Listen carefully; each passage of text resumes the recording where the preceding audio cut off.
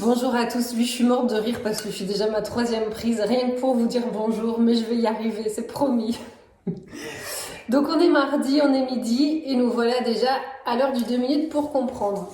Alors je m'adapte, je te dis toujours que je m'adapte à mon environnement extérieur. Aujourd'hui il pleut, donc on est toujours au mois de mars. On continue sur les estimations et aujourd'hui on parle des pièces d'eau. C'est parti. Dans une maison, on a principalement 2 pièces d'eau, une pièce humide. La cuisine et les salles de bain ou les salles de douche. Toutes les cuisines sont faites pour cuisiner et toutes les salles de bain sont faites pour se laver. Ça, c'est sûr, c'est acté. Je suis d'accord avec vous. Valent-elles toutes la même chose? Pas forcément. On regarde? Tu dois savoir que les cuisines et les salles de bain, c'est les 2 pièces les plus regardées dans les maisons. C'est celles qui valent le plus cher. Elles peuvent être un réel atout, comme elles peuvent être une grosse épine dans le pied. Attention. Alors on commence par les cuisines. Je t'ai mis 2 superbes photos. Est-ce que tu penses que cette cuisine, à rénover de façon flagrante, vaut le même prix que cette cuisine? Là, le vendeur a quand même dépensé beaucoup d'argent pour réaliser cette cuisine. Et tu te doutes bien qu'au moment de la vente, il s'attend à la vendre plus cher que l'autre.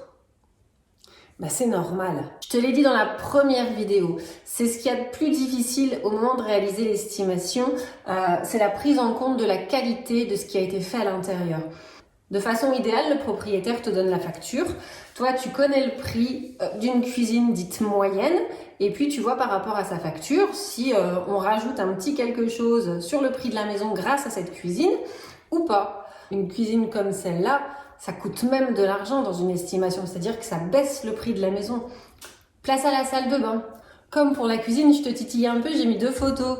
Une salle de bain à rénover, vieillissante, et puis une salle de bain ultra moderne qui brille. À ton avis, est-ce qu'elles valent le même prix? Ben non Valérie, c'est sûr. On est d'accord. Alors là aussi, c'est super important.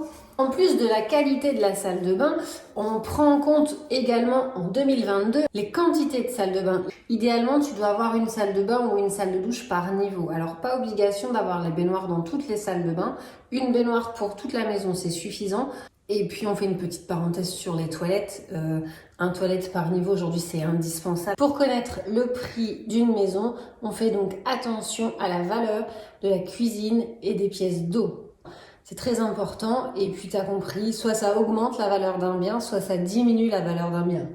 Aujourd'hui, je te fais un cadeau. J'ai ressorti mes bouquins. Je te donne la formule complète pour réaliser une estimation super précise d'habitation. C'est cadeau. Bon appétit. Ouais, c'est pas terrible, hein. C'est pas très digeste. Moi, je te dis, vaut mieux appeler un bon professionnel.